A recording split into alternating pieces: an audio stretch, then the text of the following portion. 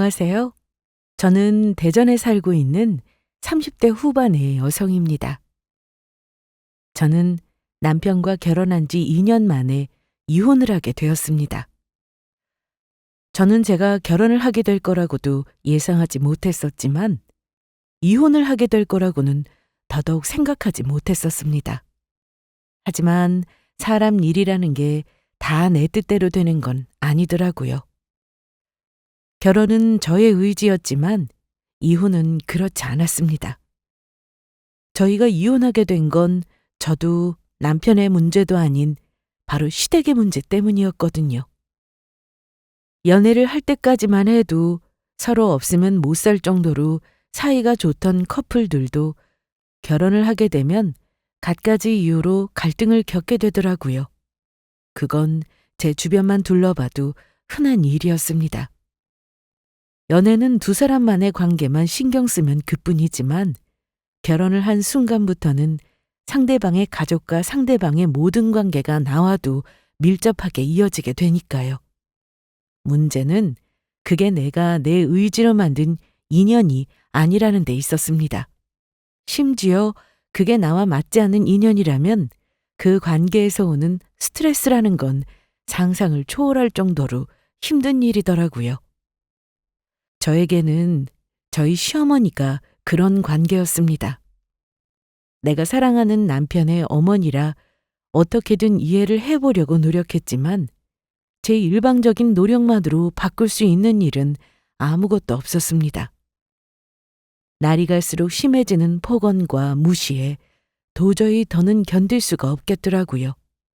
결국 저희는 이혼을 하게 되었죠. 하지만 후회는 없습니다. 그 집구석에서 하루라도 더 있었다가는 제가 마음의 병이라도 얻었을 것만 같았거든요. 만약 이 방송을 듣고 계시는 분들 중에 저와 비슷한 처지인 분들이 계시다면 부디 저의 이야기가 결정을 내리는 데 도움이 되기를 바라면서 이 사연을 보내봅니다. 저는 어릴 때 조금 복잡한 집안사를 겪었습니다. 그 당시의 기억으로는 집안이 하루도 조용할 날이 없었거든요. 그건 저희 아버지 때문이었어요. 남들은 나이를 먹을수록 부모를 이해하게 된다는데 저는 어른이 된 지금도 그때의 아버지를 전혀 이해할 수가 없더라고요. 아버지는 여러모로 문제가 많은 사람이었습니다. 사람들이 흔히들 그런 말을 하잖아요. 아무리 좋은 사람이라도 누구나 단점 한 가지쯤은 가지고 있는 법이라고요. 저는 그런 말을 들을 때마다 오히려 궁금해지고는 했습니다. 그런 단점밖에 없는 저희 아버지는 적어도 장점이 한 가지쯤은 있어야 하는 게 아니냐고 말이죠. 제가 생각했을 때는 눈을 씻고 봐도 찾아봐도 좋은 점이라고는 없어 보였거든요. 당신 또 어디서 이렇게 술을 마시고 왔어? 오늘은 일찍 들어오겠다며? 그러려고 했지. 근데 내가 오늘 모처럼 기분이 좋아서 친구들 만나서 한잔 안 할 수가 없었어. 그래, 어련하시겠어. 오늘은 기분이 좋아서 마시고 어제는 기분이 안 좋아서 마셨잖아. 당신이 사람이야? 어떻게 일주일에 7일을 술에 취해 있어? 에이, 어디서 하늘 같은 서방한테 옆에 내가 잔소리를 하고 있어. 하늘 같은 소리 하고 있네. 아우, 지긋지긋해. 꼴도 보기 싫으니까 들어가서 잠이나 자. 아버지는 거의 매일같이 술을 마셨습니다. 담배는 하루에 2갑씩이나 피우셨고요. 현관에서 엄마와의 한바탕 실랑이가 끝나면 아버지의 그 다음 관심사는 바로 저였습니다. 윤정이, 윤정이는 어디 있어? 이 딸이라는 게 싸가지가 없어가지고 애비가 왔는데도 나와보지도 않고. 윤정이 자니까 부르지 마. 지금 시간이 몇인데 당연히 애는 자고 있지. 애비가 왔으면 자다가도 일어나서 아버지 다녀오셨어요 해야지. 집구석에서 대체 딸년 버릇을 어떻게 가르치는 거야? 기가 막혀 진짜. 그게 지금 우리한테 할 말이야? 그럼 당신은 이 직구 저기서 한 게 뭐가 있는데? 하고 한날 술 처마시고 들어오는데 애가 대체 뭘 배우고 배우겠냐고? 아니 이게 뭘 잘했다고 소리를 질러대? 미쳤어? 그럴 때마다 저는 매일 방문을 걸어 잠그고 거실에서 부모님이 싸우는 소리를 들으며 귀를 틀어막고 누워 있었습니다. 겨우 잠들었던 잠도 그때쯤이면 저 멀리 달아난 지 오래였죠. 아버지는 단 하루라도 맨정신으로 있으면 안 되는 사람 같았습니다. 그렇지 않고서야 술을 그렇게까지 퍼마실 리가 없었죠. 술을 마신 뒤의 주사는 말할 것도 없었고요. 동네가 떠나가라 고래고래 소리를 지르는가 하면 물건을 집어던지기도 하고 엄마와 저에게 폭언을 내뱉기도 했습니다. 그나마 다행이라고 하면 우리를 때린 적은 없다는 것이었죠. 이걸 다행이라고 해야 하는 건지도 모르겠지만요. 저렇게 술을 마시는데 나가서 일을 못하는 건 당연했습니다. 술에 취해 출근을 하는 날들이 이어지니 어렵게 들어갔던 회사에서도 금방 잘리고는 했고요. 그나마 술값이 떨어지면 어디서 일용직으로 하루 일해서 돈을 벌고 또 그날 받은 일당으로는 집에 오는 길에 술을 마시고 이런 악순환의 연속이었습니다. 아버지가 저렇게 된 건 연이은 사업 실패 때문이었다고 합니다. 결혼을 할 때까지만 해도 아버지는 멀쩡하게 직장을 잘 다니며 사업 자금을 모으고 있었다고 하더라고요. 결혼 후에 제가 태어나자마자 아버지는 회사를 퇴사한 뒤 그간 모았던 돈을 덜어 사업을 시작했습니다. 하지만 2년도 채 되지 않아 사업은 망했고 그 뒤로도 이래저래 돈을 끌어다 다른 사업을 또 시작했지만 금세 또 망하기를 반복했다고 하더라고요. 하는 수 없이 부모님은 신혼집으로 구했던 새 아파트와 차까지 팔고 아버지의 나이보다도 더 오래된 낡은 아파트로 이사를 했죠. 그때부터 아버지는 술을 마시기 시작하셨다고 합니다. 얼마 전에 엄마와의 약속으로 끊었던 담배도 다시 피우기 시작했고요. 하지만 그때까지만 해도 엄마는 아버지가 곧 다시 정신을 차리고 예전의 모습으로 돌아갈 수 있을 거라고 믿었다고 합니다. 하지만 그런 일은 생기지 않았죠. 전화만 하면 돈을 빌려달라는 얘기를 해대니 아버지는 친척도 친구와도 모두 연이 끊어졌습니다. 남은 건 이 날띠 낡은 아파트 전세금 약간이 전부였어요. 결국 생활고에 시달린 엄마는 일을 나가기 시작했습니다. 엄마는 안 해본 일이 없으셨어요. 한겨울에는 식당에 나가 찬물밖에 안 나오는 부엌에서 설거지를 하느라 손등이 다 갈라져 피가 배어나올 정도였습니다. 한여름에는 뜨거운 스팀이 나오는 의류 공장에서 일을 하며 얼굴이 다 익어서 돌아왔고요. 결혼을 할 당시만 해도 아버지는 앞으로 엄마 손에 물 한 방울 묻히지 않겠다고 큰 소리를 쳤다고 하던데 엄마는 결혼 전에 이런 날들을 상상이나 했었을까요? 아버지는 그렇게 평생을 엄마의 속만 썩이더니 말년에는 식구들에게 3년간의 병수발까지 시키고 돌아가셨습니다. 원인은 간암이었어요. 아마도 그놈의 술 때문일 거라고 저와 엄마는 종종 이야기하고는 했죠. 그게 제가 고등학교 2학년이 되던 해의 일이었습니다. 아버지가 돌아가시고 나서 오히려 엄마와 저는 숨통이 트였죠. 육체적으로든 정신적으로든요. 적어도 간암 선고를 받고 나서도 몰래 감춰두고 마시는 술병을 보며 열받을 일은 없었으니까요. 여기까지가 저의 어린 시절이었습니다. 저는 평생을 그렇게 고생만 한 엄마를 보며 자랐고 그 과정에서 자연스럽게 이런 생각을 하게 되었죠. 결혼이라는 건 한 사람을 행복하게도 만들어주지만 또 그 사람의 인생을 끝없이 추락시킬 수도 있는 거구나 라는 생각이요. 한편으로는 행복에는 어느 정도 도달할 수 있는 한계가 있는 것 같지만 불행에는 그 한계가 없는 것 같다는 생각도 들었습니다. 아버지를 만나지 않고 엄마가 혼자 사셨다면 충분히 행복하게 잘 사셨을 텐데 엄마의 불행을 곁에서 지켜보며 자연히 제가 결혼을 하고 싶지 않다는 생각을 하게 된 것도 그리 특별한 일은 아니었습니다. 제가 이런 말을 할 때면 엄마는 그래도 고개를 저으셨어요. 그래도 엄마는 네가 결혼을 할 수 있다면 했으면 좋겠어. 엄마는 아버지 때문에 그렇게 힘들게 살았으면서 아직도 결혼이 좋은 일 같아요? 엄마 말은 엄마랑 아버지 일로 지레 겁먹어서 너까지 결혼을 포기할 필요는 없다는 뜻이지. 윤정이 네가 어떤 인생을 살게 될지는 아무도 모르는 일이니까 말이야. 나중에 정말로 좋은 사람을 만난다면 결혼은 한 번쯤 해봤으면 좋겠어.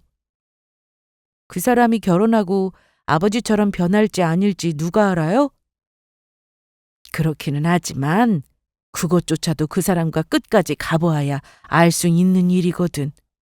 그리고 결혼 생활에서 엄마가 모든 걸 다 실패하기만 한 건 아니었어. 대신에 엄마는 너처럼 예쁘고 귀여운 딸을 만나게 됐잖아. 물론 엄마는 정말 진심으로 그렇게 말씀하셨다는 걸 알고 있었지만 제 생각은 조금 달랐습니다. 신락 같은 확률의 불확실한 미래의 행복을 꿈꾸면서 나를 사랑하는 상대방의 마음이 영원히 변하지 않기를 바라는 것이야말로 동화 속 상상 같은 이야기라고요. 저는 그때 이미 굳게 결심한 상태였습니다. 연애는 하더라도 결혼은 하지 않겠다고요. 그런 결심은 바로 지난 연애까지만 해도 잘 지켜지고 있었습니다. 만날 때면 좋았고 행복했지만 결혼까지 하고 싶은 사람은 단 한 명도 없더라고요. 그리고 전 남자친구들과도 이별을 반복할 때면 그때마다 드는 생각은 한편으로는 안도감이었습니다.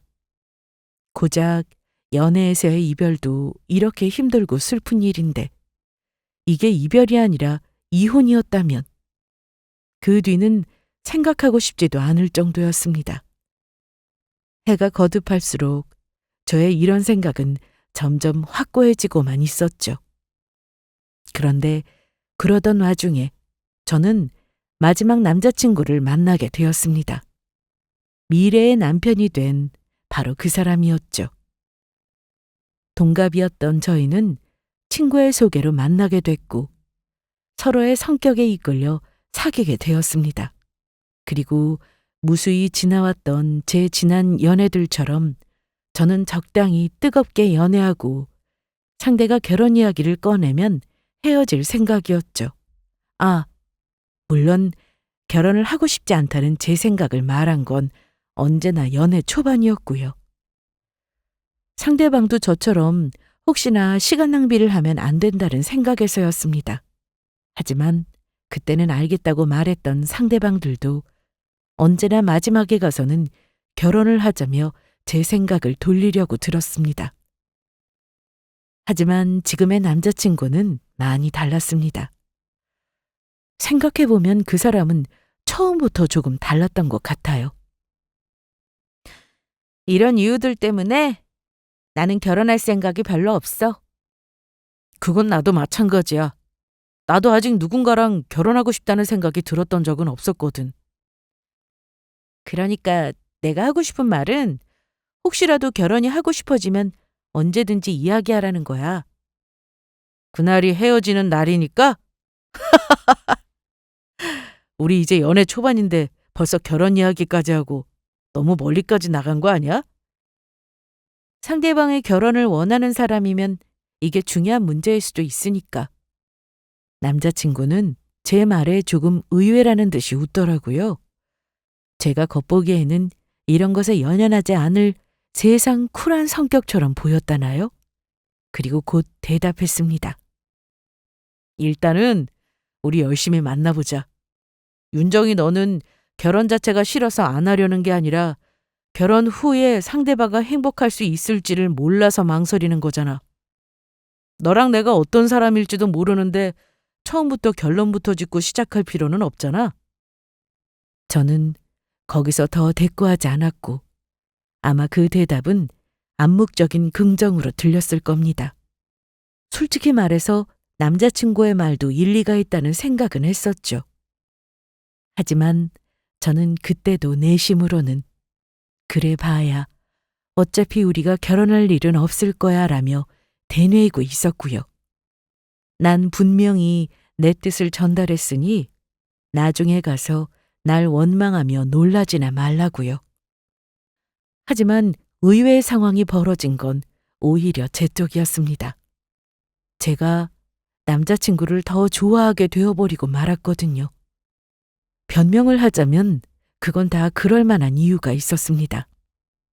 남자친구가 제가 태어나서 한 번도 만나보지 못했던 종류의 사랑꾼이었거든요. 저를 만난 이후에 남자친구의 24시간은 거의 저를 위해 돌아가는 것과 비슷했습니다. 모든 것이 제 위주였죠. 제가 원하는 데이트 시간, 제가 원하는 데이트 스케줄, 남자친구와 같이 가고 싶은 여행지, 심지어 이유 없이 만나거나 만나고 싶지 않은 날까지도 모두 제 뜻대로 맞춰주었습니다. 거기다 챙기기는 또 얼마나 잘 챙겨주는지. 제가 먹는 것, 입는 것, 하는 것 전부 다 남자친구가 하나부터 10까지 다 챙겨주고 있었어요. 여름에는 더울까봐 양산을 챙겨오고 겨울에는 핫팩에 제가 귀찮다고 내팽개친 장갑까지 꼬박꼬박 본인 가방에 챙겨 넣어 다녔죠. 언제라도 제가 춥다고 하면 꺼내서 씌워줄 수 있도록요. 아마 올해로 3살이 된 제 사촌 조카도 이런 챙김을 받지는 않을 것 같다는 생각이 들 정도였어요. 가끔씩은 정말 낯이 간지러울 정도로 저에게 사랑 표현을 해주기도 했고요. 본인의 자기관리도 확실한 사람이었어요. 제가 말만 꺼내도 경기를 일으키는 술과 담배는 입에도 대지 않았고 저와 만나지 않은 개인 시간 동안 하는 취미 생활이라고는 오로지 운동뿐이었습니다. 평일에는 러닝과 헬스를 하고 주말에는 등산을 가고 테니스를 치더라고요. 게임도 일제의 도박이나 유흥에도 전혀 관심이 없었죠. 회사도 그 흔한 지각 한번 한 적이 없을 만큼 성실히 다니고 있었고 앞으로도 직장을 관두거나 사업을 할 계획도 전혀 없었고요. 비록 월급이 그렇게 많지는 않았지만 본인을 위해 쓰는 돈은 거의 없었습니다. 저와 데이트를 하고 제 선물을 사주고 남는 돈은 모두 저축을 하고 있더라고요. 어딜 가면 간다, 오면 온다, 연락도 꼬박꼬박 잘하는 사람이었습니다. 무엇보다 저에게 거짓말을 하지 않고 솔직한 사람이었고요. 재훈 씨는 전생에 뭘 잘못해서 널 만나게 된 걸까? 뭐래? 전생에 나라를 구해서 걔가 지금 날 만나는 거지. 네가 내 친구지만 그건 아닌 것 같다. 재훈 씨가 너무 아까워. 요즘 그런 유니콘 같은 남자 진짜 없는데. 오죽했으면 다른 사람도 아니고 저랑 제일 친한 친구가 농담처럼 이런 말을 할 정도였죠. 그리고 사실 그 무렵쯤 저도 슬슬 그런 생각을 하고 있었습니다. 이 사람이랑 영원히 헤어지지 않고 평생 지금처럼만 이렇게 지냈으면 좋겠다고요. 그리고 그때 거짓말처럼 남자친구가 저에게 결혼하자는 말을 꺼냈습니다. 연애한 지 3년 차의 일이었죠. 이제는 결정을 내려야 할 때였습니다. 결혼을 하지 않으면 이대로 이별이었으니까요. 결론적으로 저희는 결혼을 하게 되었습니다. 정말 처음으로 결혼하고 싶지 않은 마음보다 이 사람과는 헤어지고 싶지 않다는 마음이 더 크게 들었거든요. 그리고 또 한 가지 결정적인 계기도 있었습니다. 그 일이 있기 3달 전쯤에 저희 엄마가 크게 아프셔서 입원하셨던 적이 있었거든요. 저는 갑작스런 상황에 놀란 마음에 우느라 경황이 없었는데 그런 저까지 달래가며 엄마를 돌본 건 모두 남자친구였습니다. 운전해서 엄마를 병원에 모셔가고 입원 수속과 수술 수속을 끝내고 그리고 집으로 모셔오기까지 그 모든 과정을요. 저는 그때 처음으로 보호자가 있다는 게 어떤 느낌인지를 알겠더라고요. 아버지에게서는 단 한 번도 느껴보지 못했던 감정이었어요. 결혼하면 아마 서로가 서로의 보호자가 되어줄 수 있겠다는 생각도 들었죠. 그렇게 저희는 결혼을 결심했습니다. 하지만 저희의 결혼에는 예상치 못했던 난관이 기다리고 있었어요. 그건 저희 시어머니였죠. 예비 시어머니가 저를 너무 마음에 안 들어 하셨거든요. 처음부터 그랬던 것은 아니었습니다. 오히려 첫인사를 드리러 갔을 때는 그 반대에 가까웠죠. 윤정이라고 했지? 어쩌면 이렇게 얼굴도 곱고 성격도 좋아? 네가 우리 아들이랑 결혼해줘서 정말이지 너무 고맙구나. 아니에요, 어머님. 재훈 씨가 저한테 너무 잘해줘서 제가 더 고맙죠. 예비 시어머니는 처음 보는 제 손을 덥석 잡으시며 저에게 고맙다고 몇 번을 말씀하실 정도였습니다. 제가 당황스러울 정도로요. 아니야. 재훈이 제가 지금까지 여자친구라고는 한 번 데려온 적이 없었거든. 남들은 잘만 연애하던데 겉으로는 멀쩡해 보이는 녀석이 왜 저러나 싶었다니까. 제가 결혼도 못하고 영영 혼자 사는 거 아닌가 싶어서 속도 많이 끓였고. 그런데 이렇게 예쁘고 고운 아가씨를 데려오다니 얼마나 다행이야. 재훈 씨 연애는 많이 했던데요. 그냥 어머니께 소개만 안 드린 것 같아요. 저는 처음 보는 예비 시어머니와 친근하게 농담도 주고받으며 화기애애한 분위기를 이어나갔습니다. 알고 보니 부침성이 좋은 재훈 씨 성격이 어머니를 닮았나 싶더라고요. 사교적이고 활달한 성격까지도요. 한참을 그렇게 좋은 분위기 속에서 이야기를 이어나가던 순간이었습니다. 그건 그렇고 윤정이는 대학은 어디를 나왔다고? 재훈이한테 들었던 것 같기도 한데 기억이 안 나네? 문득 생각이 났다는 듯 던진 예비 시어머니의 질문에 남자친구가 당황해서 제 눈치를 보더라고요. 저도 약간 당황스럽기는 마찬가지였습니다. 왜냐하면 남자친구가 절대로 먼저 학교 이야기를 꺼냈을 리가 없었거든요. 말하자면 그냥 제 학벌이 궁금해서 물어보시면서 아들의 핑계를 대시는 거였죠. 하지만 그런 내색은 하지 않고 저는 곧 웃으며 대답을 했습니다.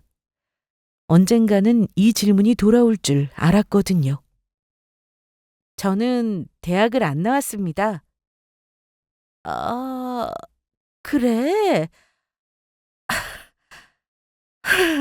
하긴 대학 나온다고 다 좋은데 취업하는 것도 아니더라고. 우리 재훈이도 고등학교밖에 안 나왔어도 애가 원체 똑똑하니까 좋은 직장에 들어가서 일하고 있잖니. 하지만 그렇게 말씀하시는 예비 시어머니 얼굴에는 말씀과는 달리 아쉬움이 역력했습니다. 그래서 다음 이야기를 어떻게 꺼내야 하나 싶더라고요. 사실 저는 중졸이에요. 고등학교 다니다가 자퇴를 하는 바람에 졸업을 못했습니다. 뭐라고? 중졸이라고? 네. 당시에 집도 너무 어려웠고 제가 공부를 잘 못해서 대학을 가는 것보다는 빨리 뭐라도 기술을 배우는 게 낫겠다 싶었거든요. 얼른 돈을 벌고 싶어서요. 저는 중졸이었습니다. 정확히는 고등학교 중퇴였죠. 고등학교 2학년이 되던 해 아버지가 돌아가시면서 엄마와 제 앞에 남은 건 1억 가까이 되는 빚뿐이었습니다.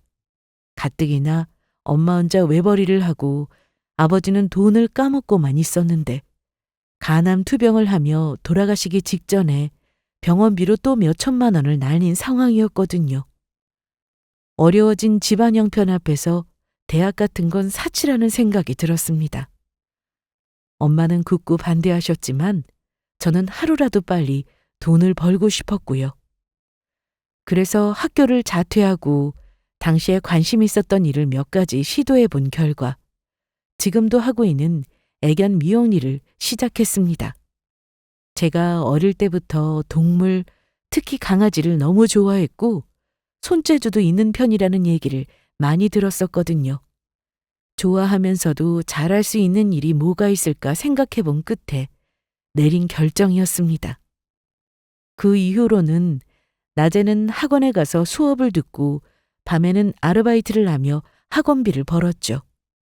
1년간 수업을 들은 끝에 자격증을 땄고 동네 동물병원 옆에 딸린 애견 미용샵에서 보조로 일을 시작했습니다. 그게 제가 20살이 되던 해의 일이었죠. 그리고 22살이 되던 해부터는 혼자서 일을 할 수 있었고요. 세상에. 정말이니? 진짜 고등학교도 안 나왔다는 거야? 맙소사. 어머니, 내가 대학까지는 바라지도 않았다. 아무리 그래도 사람이 고등학교는 나와야지. 나중에 너희 자식은 어떻게 가르치려고 그래? 저는 제가 떳떳하게 일을 해서 돈을 버는 것이 부끄럽지 않았습니다. 오히려 자랑스러웠죠. 학력이나 학벌에 대해서 컴플렉스 같은 것도 전혀 없었고요. 하지만 예비 시어머니에게는 그렇지 않았던 모양입니다. 제가 중졸이라는 말을 꺼내자마자 표정부터 태도까지 완전히 돌변을 하셨거든요. 사실 놀랄 일도 아니기는 했습니다. 그동안 제가 중졸이란 말을 할 때면 이런 반응을 보이는 사람들도 있었거든요. 예비 시어머니의 반응이 조금 더 격한 편이기는 했지만 묘하게 태도가 달라지는 사람들도 많았고요. 하지만 그런 저의 반응과는 달리 남자친구는 크게 당황해서는 본인 어머니를 뜯어말리기 시작했습니다. 사람 앞에 두고 그게 무슨 말씀이세요? 그리고 자식 가르치는 게 무슨 상관이에요? 어머니도 중학교만 나오셨지만 저희도 잘만 컸잖아요. 우리 때랑 너희 때랑 같아? 나야 너희 큰아버지랑 작은아버지가 대학에 간다고 해서 학교는 가고 싶어도 못 갔던 거고. 남자친구의 말에 예비 시어머니는 더 크게 화를 내시더라고요. 아마 당신도 중졸이라는 사실에 가슴에 맺혀 있으셨던 것 같았죠. 그 순간 저는 엄마가 하신 말씀이 떠올랐습니다. 나중에 무슨 일이 있을지 모르니 검정고시라도 봐서 졸업장은 꼭 따야 한다고요. 아마도 엄마는 이런 경우를 예상하셨던 걸까요?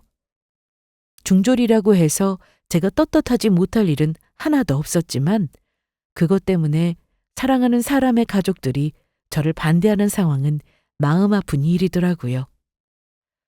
예비시댁에서 나온 뒤에 저는 남자친구에게 헤어지자고 말을 했습니다. 어머니가 저렇게까지 반대하시는데 어떻게 결혼을 하겠냐고요. 하지만 남자친구의 대답은 단호했습니다. 어머니가 뭐라고 하시든 상관없고 본인은 저와 이미 함께하기로 결정했으니 번복하는 일은 없을 거라고요. 다만 어머니가 저에게 마음의 상처를 줘서 미안하다고 사과를 했죠. 그 일로 몇 달간 진통을 겪기는 했지만 결국 저희는 결혼을 하게 되었습니다. 자식이기는 부모는 없다는데 아들이 하도 좋다고 하니 시어머니도 이길 도리가 없으셨던 거죠. 이 이야기는 저희 엄마한테는 할 수가 없었습니다. 너무 마음 아파하실 것 같았거든요. 가끔씩 왜 이렇게 저쪽 집에서 결혼에 뜸을 들이냐고 물으실 때면 대충 얼버무리고 말았습니다. 엄마는 눈치로 그냥 우리 딸이 마음에 안 들어 하나 보다 하고 속상해 하셨죠. 어쨌든 결혼을 했으니 이미 끝난 일이고 저는 앞으로 시어머니와 시댁에 잘하면 마음이 풀리실 거라 생각했습니다. 제 입장에서야 시어머니의 반응이 서운한 게 사실이지만 시어머니 입장에서는 중졸 며느리가 눈에 차지 않는 게 당연할 수도 있겠다는 생각을 했거든요. 그래도 내 남편을 낳아주신 분이고 남편이 사랑하는 가족이니까요. 제가 시어머니와 계속 불편한 관계로 지낸다면 불쌍해지는 건 남편이었죠. 서로 결혼 전보다 더 행복해지려고 한 결혼이었는데 결혼으로 더 불행해진다는 건 결코 있어서는 안 되는 일이었어요. 그때까지만 해도 저는 시어머니의 마음을 돌릴 자신이 있었습니다. 사실 제가 어디를 가도 엄마 또래의 아주머니들과 잘 지내는 편이었거든요. 시어머니가 좋아하신다는 디저트를 만들어서 가져가기도 했고 주말이면 남편과 함께 시어머니를 모시고 경치가 좋은 곳으로 드라이브를 가기도 했어요. 제가 운전해서 병원을 모시고 다녔고 운동하시는 곳도 태워다 드렸고요. 그리고 이런 노력들이 실제로도 어느 정도 효과는 있었습니다. 몇 달이 지나고 나서부터는 눈에 띄게 저를 대하는 태도가 많이 누그러지셨거든요. 그전에는 저만 보면 얼굴부터 찌푸리셨는데 요즘은 농담을 먼저 하실 때도 있었고요. 시어머니의 달라진 태도에 남편도 기뻐하는 게 보였습니다. 이대로만 계속된다면 더 바랄 게 없겠다 싶었죠. 그런데 나아지고 있던 상황이 다시 바뀌기 시작했습니다. 물론 제가 원하지 않는 쪽으로요. 그건 동서가 시집을 오고 나서부터의 일이었습니다. 동서는 대학을, 그것도 꽤 괜찮은 대학을 졸업한 사람이었거든요.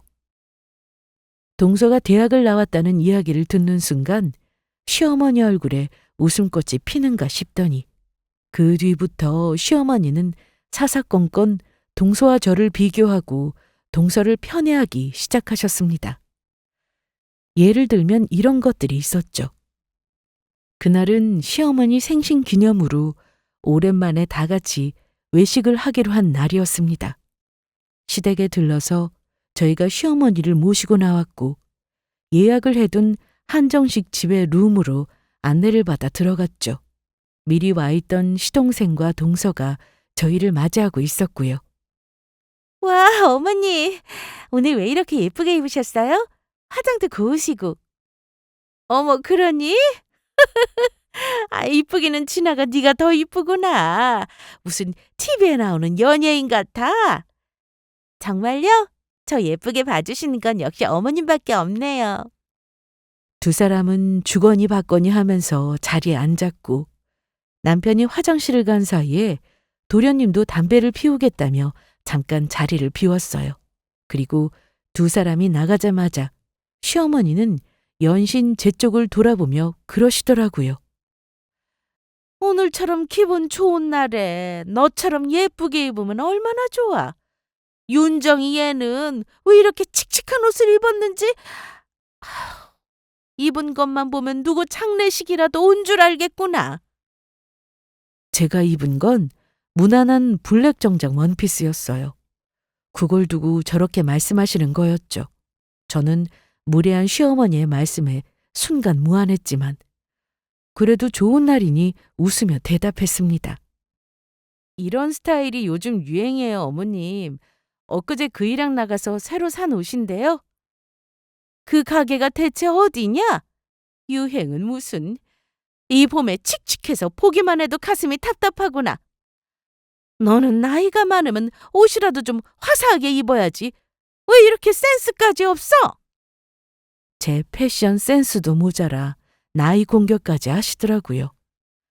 옆에서 동서가 당황해서 제 눈치를 살필 정도였습니다.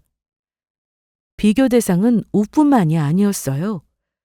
동서가 드는 가방, 하고 있는 목걸이와 귀걸이, 하고 온 머리 스타일, 하다못해 먹는 음식 취향까지도 비교를 하셨죠. 이해는 되지 않았지만 비교하시는 거야 뭐 사람마다 취향이 다르니 그렇다고 넘어갈 수도 있었습니다. 하지만 노골적으로 편을 들어주느라 동서가 틀린 말을 하는 것까지 맞다고 하시는 건 좀 참기가 힘들더라고요. 동서의 말이 무조건 맞을 거라는 시어머니의 그 편견에는 저희 두 사람의 학력 차이가 이유라는 걸 알게 된 이후로부터는 더더욱이요. 거기다 같은 실수를 하더라도 저와 동서의 처지는 많이 달랐습니다. 하루는 동서가 설거지를 하다가 시어머니가 아끼시는 접시 세트를 깨먹은 적이 있었어요. 접시가 바닥에 떨어지는 순간 저는 바로 직감했죠. 아, 박살이 나겠구나. 아니나 다를까 접시는 아주 산산조각이 났고 심지어 떨어지면서 그 아래에 있던 그릇과도 부딪혀서 부엌이 아주 난장판이 되어버렸습니다. 당황한 동서를 뒤로 물러서게 하고 저는 바닥에 떨어진 접시에 큰 파편부터 줍기 시작했어요. 그리고 거실에서 접시 깨지는 소리를 들은 시어머니가 부엌으로 달려오셨죠.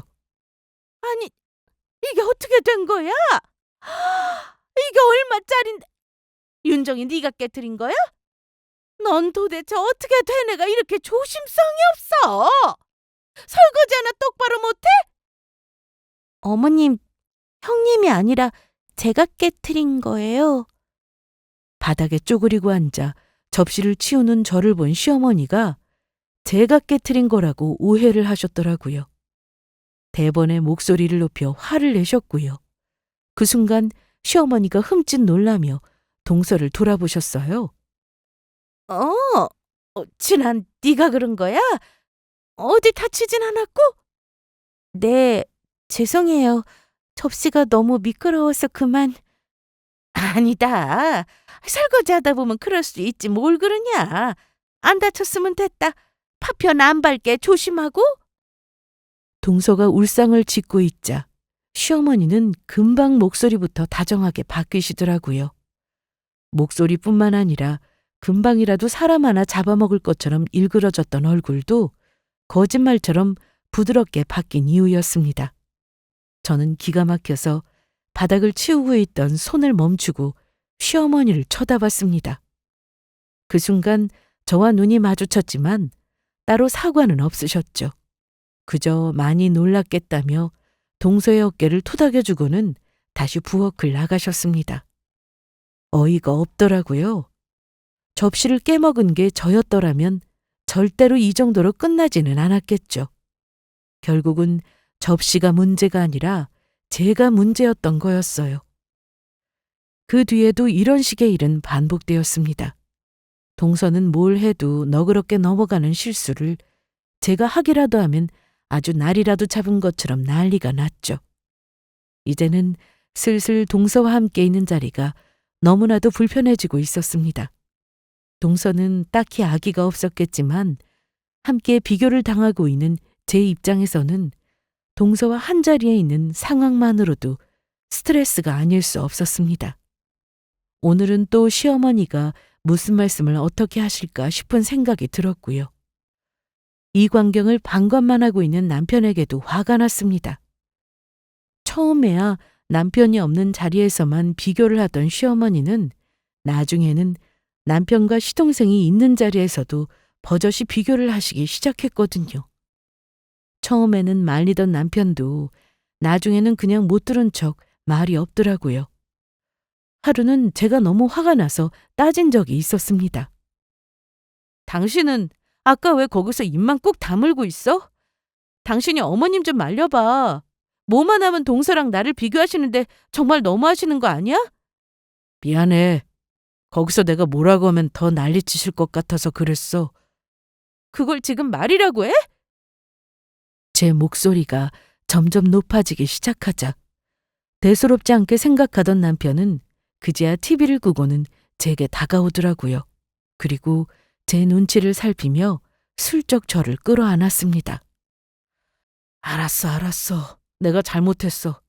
다음번에는 내가 꼭 어머님 말리고 당신 편 들어줄게. 아까는 하도 말 같지도 않은 소리라서 그냥 들은 척도 안 한 거지. 재수 씨가 예쁘기는 뭐가 예뻐? 내 눈에는 당신이 세상에서 제일 예쁜데. 지금 그게 중요한 게 아니잖아. 그 상황에서 당신이 어머님 안 말리면 대체 누가 말려? 점점 더 심해지시는데 나 정말 너무 스트레스 받아. 아이고, 제가 잘못했습니다, 마님.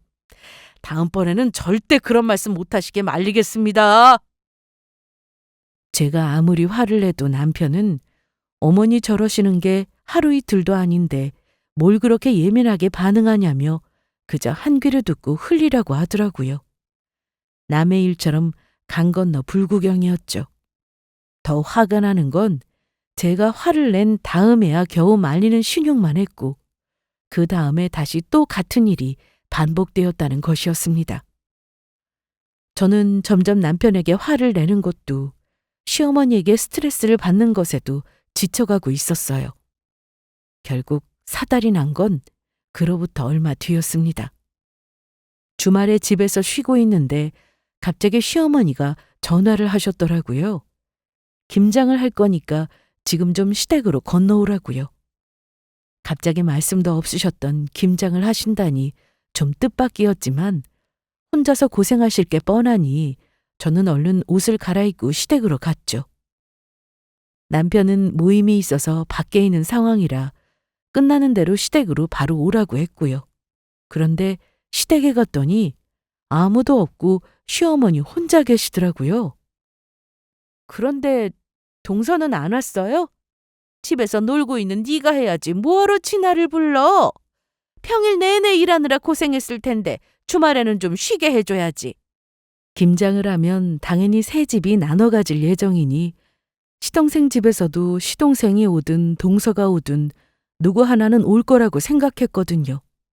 저는 그런 의미에서 특별한 의도 없이 그저 동서는 안 왔냐고 물어본 것이었고요. 그런데 저렇게 말씀을 하시니 저는 조금 기분이 상했습니다. 하지만 제가 지적한다고 시어머니의 말투가 달라질 것도 아니었고 저는 그냥 아무 말 없이 자리에 앉아 김장을 하기 시작했어요. 그렇게 10분쯤 지났을까? 배경음악처럼 틀어둔 TV에서 전문직 워킹맘으로 나오는 드라마 주인공이 회사에서 활약을 하고 있는 장면이 나오고 있었습니다. 요즘 한창 인기를 끌고 있는 드라마라 저도 대충 내용은 알고 있었죠. 일하는 중간중간 고개를 들어 TV를 봤는데 시어머니가 옆에서 그러시더라고요. 저기 나오는 저 주인공 얼마나 똑부러져? 실제로도 저 배우가 그렇게 머리가 좋다더라고. 어디 대학도 좋은 데 나오고. 그러니까 저런 배역도 맡고 하겠지. 네, 저도 들었어요. 그래서 감독이 캐스팅했다고 하더라고요. 나는 저렇게 똑똑한 애들이 참 좋아. 나이도 너랑 동갑이라던데. 너랑 동갑이라던데에서부터 저는 약간의 불길함을 느끼기 시작했는데 아니나 다를까 이어지는 시어머니의 말에서 제 느낌은 현실이 되었습니다. 사람은 모름지기 가진 게 없을수록 더 잘 배워야 하는 법이야. 안 그러냐? 네 동서는 번듯하니 좋은 학교 나와서 너보다 몇 살은 어린데 월 300은 넘게 받고 있잖니? 그런데 너는 그 나이 먹도록 집에서 이렇게 놀고 있고 제 입에 들어갈 밥 한 끼도 제 능력으로 못 벌어서 이러고 있으니 이래서 배움이 중요한 거야. 대충 이런 레파토리가 나올 거라고 예상을 했었지만 두 귀로 듣는데 진짜 어이가 없더라고요. 심지어 이런 이야기를 시어머니를 도와드리겠다고 시댁에 혼자 와서 듣고 있는 제 상황조차 아이러니하기 짝이 없었습니다. 고춧가루가 묻은 장갑을 내려다보며 시어머니의 막말을 듣고 있는데 그 순간 저는 제가 이러고 있는 상황이 문득 웃기다는 생각이 들더라고요. 제가 왜 이런 말을 계속 참고 있어야 하는지도 모르겠고요. 그리고 그때 마침 남편이 시댁으로 들어왔어요. 타이밍 참 좋게도요. 저는 차분한 얼굴로 시어머니에게 말했습니다. 어머님, 저 지금 1년만 쉬고 있는 거예요. 저 20살 때부터 계속 일했었고요. 누가 뭐라니? 어쨌든 지금 놀고 있는 건 맞잖아. 내 말이 틀려? 저는 결혼 전에 원래 다른 동물병원에서 애견 미용 일을 하고 있었습니다. 20살 때부터 쉬지 않고 해왔던 일이었죠. 마침 동물병원이 문을 닫게 되면서 그참에 저도 잠시 일을 쉬게 되었고요. 그게 결혼한 지 2달이 지난 후의 일이었습니다. 바로 다른 병원에 일을 구할까 생각도 했었지만 조금 쉬고 싶더라고요. 그동안 단 한 번도 제대로 쉬어본 적 없었고 돈을 버느라 여행도 1박 2일 이상 다녀본 적이 없었거든요. 그래서 남편과 상의한 끝에 1년쯤 쉬다가 다른 병원을 찾든 내 가게를 차리든 해서 다시 일을 하기로 했었죠. 갑자기 무슨 일이에요? 뭐야? 너는 가만히 있어봐. 예, 그래서 너 지금 시애미 말에 불만이라도 있는 거야? 돈도 못 버는 게 뭐가 기분 나쁘다고 도끼 눈을 하고 있어? 대충 심상치 않은 저희의 기류를 읽은 남편이 얼른 끼어들었지만 취하는 행동이라고는 그게 전부였습니다. 시어머니는 전에 없는 반응을 보이는 저를 보며 기가 찬다는 듯 저를 노려보고 있었죠. 저는 양손에서 장갑을 천천히 벗으며 말했습니다. 지금까지 제가 잘못 생각한 것 같아요. 저는 제가 가만히 있으면 언젠가는 어머님도 마음을 돌리실 거라고 생각했었거든요. 무슨 헛소리야? 내가 무슨 마음을 돌려? 근데 그게 아니라는 걸 이제야 알겠네요. 제가 돈을 벌든 벌지 않든, 심지어 제가 300을 벌든 400을 벌든 어머님 반응은 지금이랑 달라질 게 없을 것 같다는 생각이 드네요. 저는 이제 그만해야겠습니다. 저는 그 길로 자리에서 일어나 시댁을 빠져나왔습니다. 시어머니가 시엠이 말도 안 끝났는데 어디를 가냐며 소리를 지르기 시작했지만 뒤도 돌아보지 않고 빠져나왔죠. 그렇게 집으로 돌아와서 잠시 머리를 식히고 있었습니다. 그런데 더 기가 막힌 건 잠시 후에 남편이 시어머니를 모시고 집으로 따라왔다는 겁니다. 도저히 분이 안 풀려서 당장 저에게 쏟아내려고 오신 거였어요. 그걸 말리지 못하고 여기까지 시어머니를 데리고 온 남편의 얼굴을 보는데 그냥 허탈해서 웃음이 나오더라고요. 너 이게 어디서 배워먹은 버릇이야? 아무리 못 배워먹었다고 해도 그렇지. 시애미가 말을 하고 있는데 집을 가버려? 너 아주 눈에 뵈는 게 없구나. 이혼이라도 하고 싶은 거야? 네, 이혼하려고요. 뭐라고? 저의 대답에 순간 이 집에는 침묵이 감돌았습니다. 그것도 잠시 시어머니가 기가 막히다는 듯 웃음을 터뜨렸죠. 야, 돈도 없는 게 어디서 유세야? 너 이혼하면 어디서 어떻게 벌어먹고 살려고? 너희 친정도 거지 아니야? 그 대단한 친정이라도 가서 붙어먹게? 어머니 그만하세요. 당신도 좀 그만해. 뭘 그만해? 이제 시작인데? 저는 제 어깨를 뒤로 미는 시어머니의 손을 뿌리치고 핸드폰을 열어 사진첩 어플을 연 뒤에 눈앞에 내밀었습니다. 이 건물 조만간 정리할까 했는데 그냥 여기다 제 가게를 차릴 생각이에요. 제 빌딩에 입점할 동물병원이랑 약국도 이미 정해졌고요. 그러니 제가 어떻게 벌어먹고 살지 제 앞길은 굳이 걱정 안 하셔도 되겠네요. 이게 뭐야? 너 지금 이게 무슨 말이야? 이 빌딩이 네 거라고? 당신 그게 무슨 소리야? 건물이라니!